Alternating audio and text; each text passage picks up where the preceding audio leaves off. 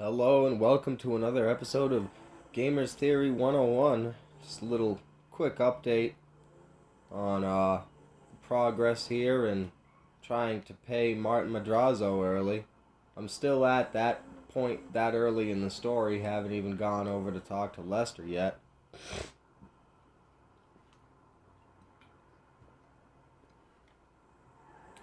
But I'm about halfway to my goal of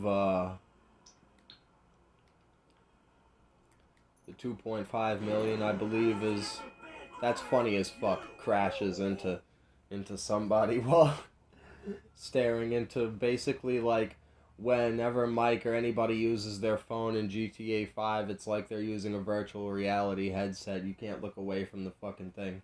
It's not like the map in Metro. But so I'm up to like halfway there. Almost to 2 million. And it's taking a lot longer than I thought it would.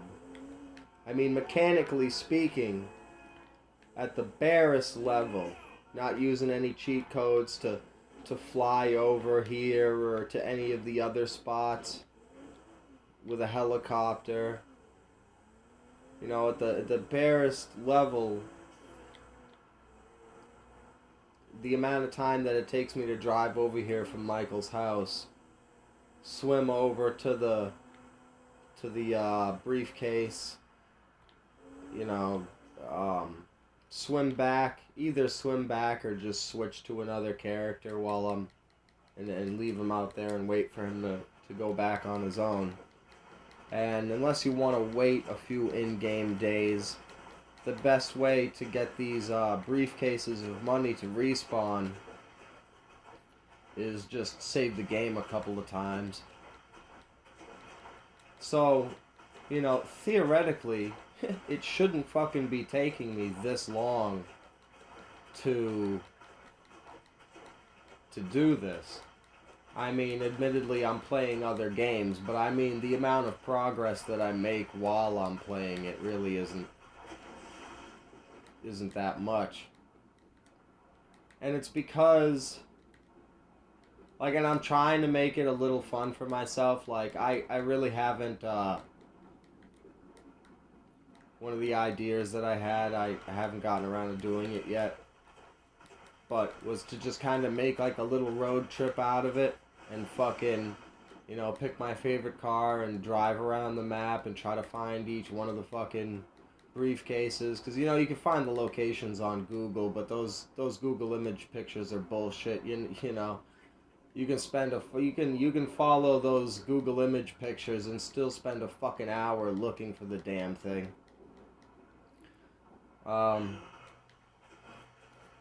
But it's, you know, and I'll start the game up. I'll come out here and get the fucking briefcase once, and then I'll end up driving around, and, you know, 45 minutes later, when I should have, you know, done it 10 times more, I'm finally going out to pick up the briefcase again. And it just, I mean, you could interchangeably, I suppose, use the term farming or grinding. I'm grinding up this money, I'm farming the fucking briefcases. But I guess the point I'm getting at is that this farming, this grinding, is unlike any grinding or farming that I've done in any other game. I mean, I'm just going to other than my plan to make a road trip out of it, I'm just going to the same fucking spot over and over again. Getting the briefcase, going back, messing with the stock market occasionally. And it's boring as hell. When when in New Vegas, I'll farm the fiends at their base. You know, and that's the same thing, kind of. You know, you're going over to the location, You're getting the equivalent of the briefcase, the XP, and their gear in the process of killing them. But, there's the rest of Fallout to it. You're repairing your weapons, you're managing your inventory, you're fighting the fiends at the same time. Like there's nothing like normally if the in normally in GTA if I was farming and grinding up money, I would be doing any number of things. I'd be doing the vigilant cop missions, which I enjoy and looked forward to finally having the inside the car view, being able to look at the little cop computer and whatnot. They don't have those. Don't got the ambulance missions. Don't got the taxi missions. Don't got the pizza delivery missions. None of the missions. Don't got the pimping missions. None of the missions are there for little side missions. And it's all the more ridiculous. It's all the more ridiculous in this particular GTA. The first GTA, really, that you have all this extra shit that you can buy with the in-game currency on the in-game internet, all the cars and even the tanks and stuff. And it's like, well, the amount of money that average Joe is making the first couple of... First of all, the average person isn't playing this fucking game more than a couple of times. 2 or 3 at the fucking most. And I don't feel like the average person is getting enough money per playthrough. Like, once again, you look at the prices of all the shit here in the internet thing.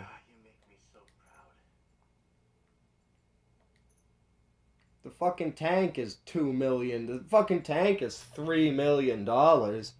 So what are you gonna do? You gonna buy the fucking tank once, and that's what you bought for your whole playthrough? Because most people aren't fucking around with the tedium of the stock market in order to get billions of dollars, and most of the missions don't pay you anything. Like, this is ridiculous. The first GTA that has all this shit that you can buy, that's really what I'm getting at, is that most of the missions don't pay you anything, on top of not having any side activities that would pay you anything. All the fucking strangers and freak shit, none of that shit pays you anything.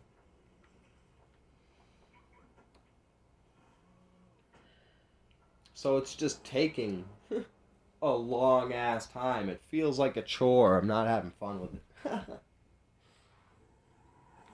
Other than the prospect of the little road trip that I'm about to do. But so I've made decent progress at this point. Really spacing out the play sessions has helped.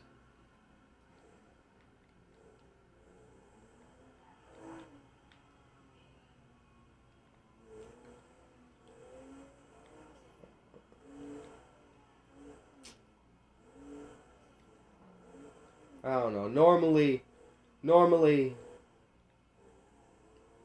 I would be doing a bunch of other shit to get this money. Being that also this is the first GTA that doesn't have a fucking... Fuck you. Doesn't have a fucking cheat code for money. I'm not exactly opposed to that. The thing with the money cheat code is that once you've done it a certain number of times, you end up feeling like, and especially in the previous GTA games where it feels like there's nothing to fucking buy, you end up feeling like there's no way you can get rid of all this money that you've got piled up. And this is the first game. It would have been wicked fun to have had the money cheat code available just to be fucking with the stock market. Just to see what would happen putting billions of dollars into companies. Nothing, of course. That's always an annoyance to me, that the in-game economies of games, they don't collapse when you fuck them. Like in Fallout, for instance, if you do the what is it? You gotta have like two guns.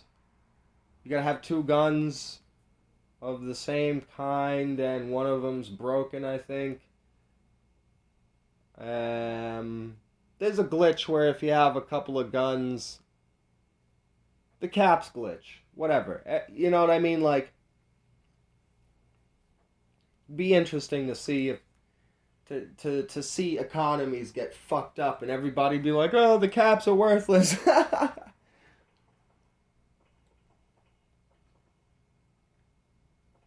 Yep, here's the other green truck that I mentioned. I got two of them.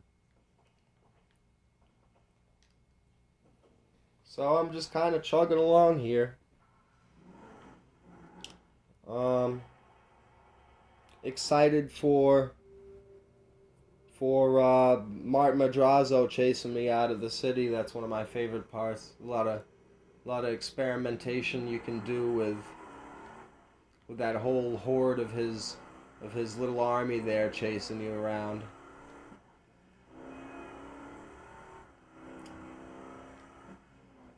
Looking forward to, because I'm not stupid. I know it's not gonna let me pay Martin early. Like,